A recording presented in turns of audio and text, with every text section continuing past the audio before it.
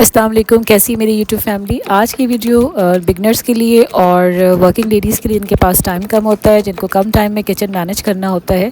तो मैं आज की वीडियो में कुछ इस तरह की टिप्स और ट्रिक्स बताऊंगी जो मैंने ख़ुद सीखने में मुझे 8 से 9 साल लग गए, क्योंकि शुरू में मुझसे भी गलतियाँ होती थी, मुझे भी समझ में नहीं आता था, काफ़ी टाइम मेरा वेस्ट हो जाता था। लेकिन by the passage of the time मुझे समझ में आया कि कौन सी चीज़ किस तरह से करनी है और किस तरह से अपना टाइम किचन में सेव किया जा सकता है। तो चलें फिर टाइम ज़ाया किए बगैर वीडियो को स्टार्ट करते हैं। किचन मैनेजमेंट की सबसे इम्पॉर्टेंट चीज़ है वो होता है वीकली प्लान। वीकली प्लान में जो सबसे चीज़ इम्पॉर्टेंट होती है वो ये होती है कि आपने पूरी वीक जो कुछ पकाना है या बनाना है उसको पहले से आप प्लान आउट कर लीजिए।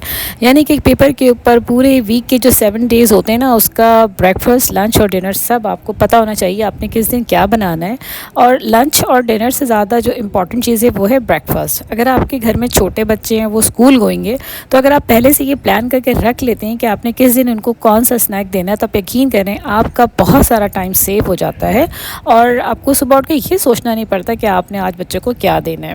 अच्छा, शुरू में मुझे भी इस बात का इतना आइडिया नहीं था, मुझे भी लगता था कि ये चीज़ इतनी इंपॉर्टेंट नहीं है, आप कुछ भी बना के मतलब दे दें या फिर जो भी आपने खाना बनाना वो कर ले। लेकिन by the passage of the time मुझे ये समझ में आया कि अगर आपने पहले से प्लान करके रखा हो तो आपकी ज़िंदगी बहुत आसान हो जाती है और आपका टाइम बहुत सेव हो जाता है।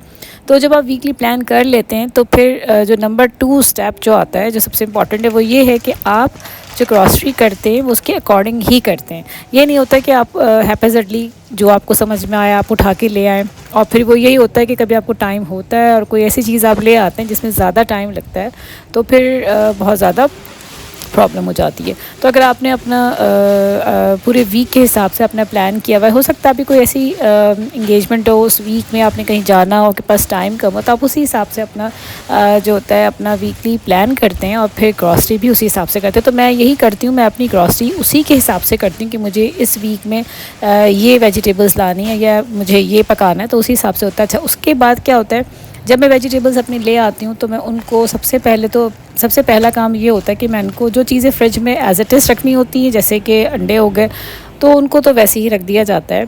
लेकिन जो सब्ज़ियाँ होती हैं, जैसे कि बीन्स हो गए या लेडी फिंगर हो गई या कोई लीफ़ी वेजिटेबल हो गया, तो इन सबको मैं यही करती हूँ। मेरा एक दिन का जो होता है ना टाइम ठीक ठाक जाता है, लेकिन फिर ये होता है पूरे वीक के लिए मैं कहते हैं ना, आप फ्री हो जाते हैं, आप फ़ोन कॉल्स कर सकते हैं अपनी फैमिली में, अपने दोस्तों के साथ आपको कहीं जाना है तो आप वो काम कर सकते हैं, क्योंकि आपने ये वाले काम जो होते हैं ना आपने पहले से कर लिए होते हैं। अब जैसे ये आलू प्याज ये जो होता है सारे वंस इन अ वीक ही आप लेकर आते हैं। ये मैंने उनको सबसे पहले तो उनको उनकी जगह पे पहुंचा देना होता है।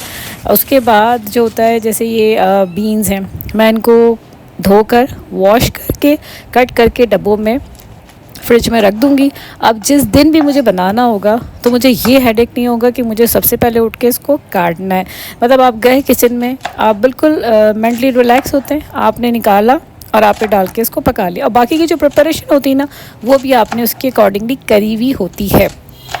अच्छा, ये चीज़ें जो होती ना शुरू में मुझे भी नहीं आती थी, तो मुझे मेरा टाइम बहुत वेस्ट होता था। ज़ाहिर शुरू में आप किचन जब स्टार्ट करते हैं, आपकी ज़िंदगी का स्टार्ट होता है, ज़ाहिर शादी से पहले सब चीज़ें तो नहीं होती हैं, तो टाइम बहुत जो होता था ना वेस्ट हो जाता था। यही समझ में नहीं आता था कौन सी चीज़ पहले करनी है, कौन सी चीज़ बाद में करनी है, क्योंकि आपको मैनेजमेंट नहीं आती। लेकिन by the passage of the time मैंने भी अपनी ज़िंदगी में तकरीबन 8-9 साल मुझे लग गए सब चीज़ों को समझने में। लेकिन अब ये है कि मेरा किचन वेल ऑर्गेनाइज होता है, मेरे काम टाइमली हो जाते हैं।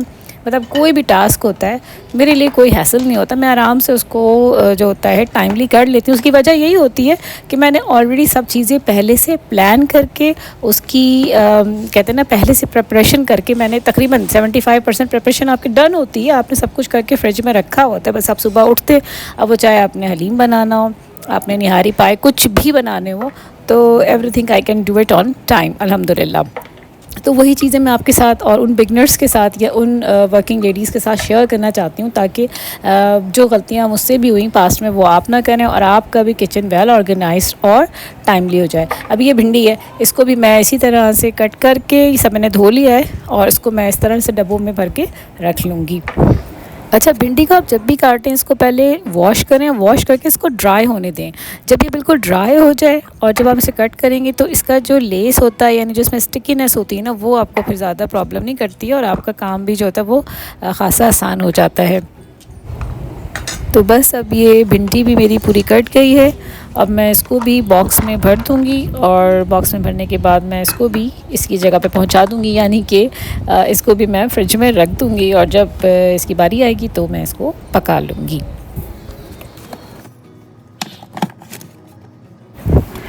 अच्छा, अब नेक्स्ट है अदरक लहसुन यानी जिंजर गार्लिक पेस्ट, जो मोस्ट इम्पॉर्टेंट चीज़ है हमारी कुकिंग में, यानी इसके बगैर हमारी कुकिंग होती ही नहीं है। तो इसको भी आप कोशिश करें कि इसका पेस्ट बनाकर पहले से आप सेव करके रख लें फ्रीज़र में, तो इससे आसानी ये हो जाएगी कि आपको जब भी कोई भी डिश बनानी है तो आपने निकाला अदरक लहसुन का पेस्ट और आपने डाल दिया। इसमें भी एक छोटी सी टिप, अगर अदरक को छोटे से स्पून के साथ अगर आप पील करते हैं ना, तो वो बहुत जल्दी से पील हो जाता है। जैसे मैं यहाँ पर स्पून की मदद से इसको इसका जो है छिलका उतार रही हूँ, तो ये आसानी से हो जा रहा है। और दूसरा ये कि लहसुन को अगर आप पानी में भिगो के करते हैं, मतलब हल्का सा नीम गर्म पानी में अगर लहसुन को भिगो के छोड़ दें, तो उसका छिलका जो है वो ज़रा जल्दी निकल जाता है। तो ये छोटी सी टिप थी, मैंने सोचा साथ साथ वो भी आपके साथ शेयर कर लूँ। तो इसका भी यही होता है कि मैं ट्वाइस इन अ मंथ और या यूँ समझ लें वंस इन अ वीक, मतलब ये तो करना ही करना होता है। तो ये मैं अदरक को छील लूँगी और लहसुन को भी इसमें काफ़ी टाइम लग जाता है, तो मेरी कोशिश ये होती है बड़े वाले लहसुन लूँ। तो इनको छीलने के बाद मैं इसका पेस्ट बना लूँगी और पेस्ट बना के मैं इसको 2 तरीके से फ्रीज़ करती हूँ। एक तो ये होता है कि मेरे पास या तो आप आइस क्यूब जो होते हैं हमारे पास छोटे छोटे क्यूब फॉर्म में, आप उसमें इसको फ्रीज़ कर लें। या दूसरा मेथड ये होता है कि मैं ऐसे किसी बड़े बॉल में, क्योंकि पास टाइम सेव करती हूँ मैं, तो मैं यही करती हूँ किसी बड़े बॉल में मैं इकट्ठे पूरा ये जो अदरक लहसुन का पेस्ट होता है, जिसमें लहसुन जो होता है वो 60% और अदरक जो होता है 40% होता है, ये कॉम्बिनेशन होता है। तो मैं उसको डाल के इकट्ठे जो होता है मैं उसको फ्रीज़ करती हूँ। और फ्रीज़ करने के बाद मैं जब ये अच्छी तरह फ्रीज़ हो जाता है तो फिर मैं इसको निकाल के थोड़ी देर के लिए बाहर रखती हूँ रूम टेम्परेचर पे। जब वो हल्का सा सॉफ्ट हो जाता है तो मैं उसको बड़ी नाइफ़ के साथ छोटे छोटे क्यूब्स में, या जो मेरी नीड होती है अकॉर्डिंग टू माई जो भी मैं बना रही होती हूँ उस हिसाब से मैं इसको कट करके रख लेती हूँ और फिर मैं इसको फ्रीज़ कर लेती हूँ। तो ये यहाँ पर मैंने अदरक लहसुन छील लिए हैं, अब मैं इसको पीस लूँगी और अब मैं इसको बॉक्स में और जो मेरा ये क्यूब्स वाला है मैं इसमें डाल के इसको फ्रीज़ कर लूँगी।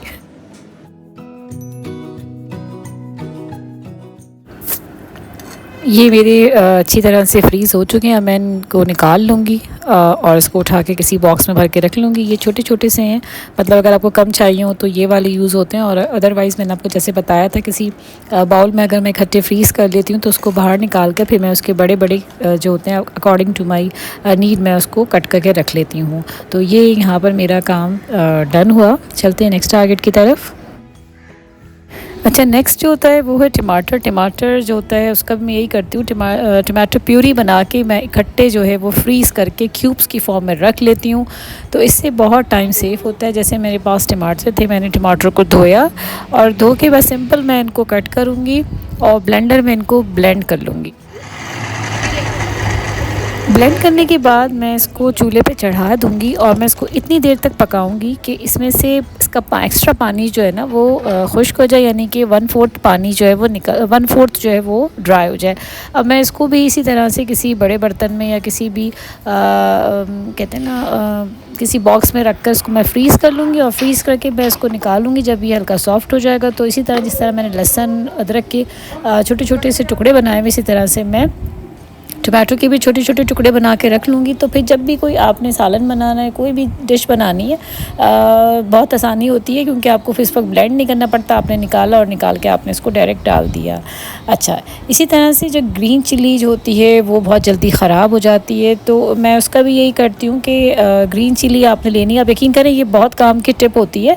हम लोग उठा के ऐसे ही रख देते हैं तो होता है क्या है, कुछ अरसे बाद वो ख़राब होना शुरू हो जाती है। तो बस ये एक दिन की सारा जो है ना काम है, उसके बाद फिर आसानी ज़िंदगी में, क्योंकि ज़िंदगी में मतलब ये कि पूरे वीक आपको आसानी होगी। आपने बस कुछ नहीं करना, आपने इसी तरह से जो उसका हेड पोर्शन होता है, यानी जो उसके जो डंडी होती है ना, वो आपने निकाल देना है। और निकालने के बाद आपने इसको धोना है और धोकर इसको किसी भी पेपर के ऊपर फैला दें और किसी भी किचन टॉवल से या किसी भी कपड़े से उसको अच्छी तरह से ड्राई कर लें। और ड्राई करने के बाद या तो किसी बॉक्स में टिश्यू पेपर डाल के इसको डाल दें, फिर टिश्यू की एक लेयर लगाएं और फिर इसको डाल दें।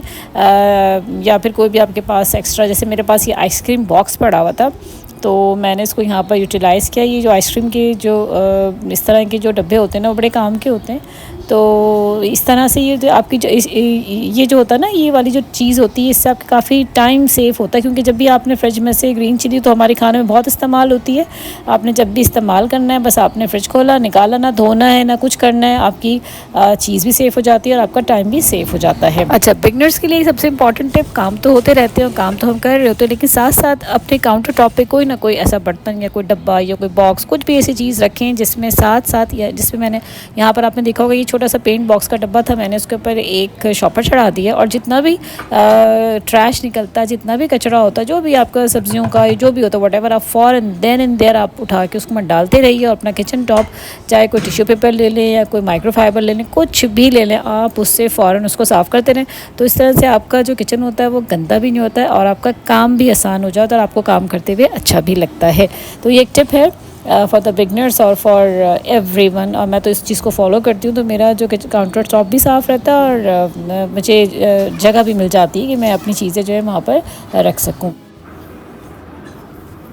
अच्छा, इसी तरह से फ़िश के बारे में, अगर फ़िश जैसे जब भी घर में आती है तो मैं इसको इसी तरह उठा के नहीं रखती, बल्कि मैं इसको धोकर ड्राई करके फिर मैं इसको जो होता है बॉक्सेस में इस तरह से जो होता है फ्रीज़ करके रख लेती हूँ। और जब पकाना होता है तो उसको मैं निकाल के बस फ़ौरन उसी वक्त या तो मसाला लगा के फ्राई कर लिया, वरना मैं दूसरे तरीका मेरे पास ये भी होता है कि मेरे पास अगर टाइम होता है तो मैं उसको धोने के बाद फिर मसाला लगा के मैं उसको जो है फ्रीज़ करती हूँ और उसके बाद फिर मैं अलग अलग उनको डब्बों में भर के रख लेती हूँ।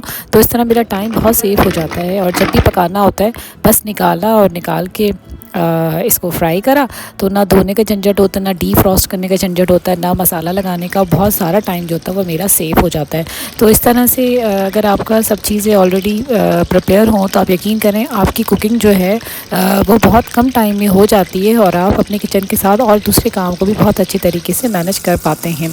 तो उम्मीद है मुझे आपको मेरी ये टिप्स और ट्रिक्स जो है वो पसंद आई होंगी, स्पेशली फॉर द बिगनर्स और उन वर्किंग लेडीज़ के लिए जिनके पास टाइम कम होता है। तो कैसी लगी आपको आज की वीडियो में कोई भी चीज़ अगर आपको अच्छी लगी हो तो मुझे कमेंट बॉक्स में ज़रूर बताइएगा। तो जो है ना फिर मिलते हैं नेक्स्ट वीडियो तक, टिल देन अल्लाह हाफ़िज़।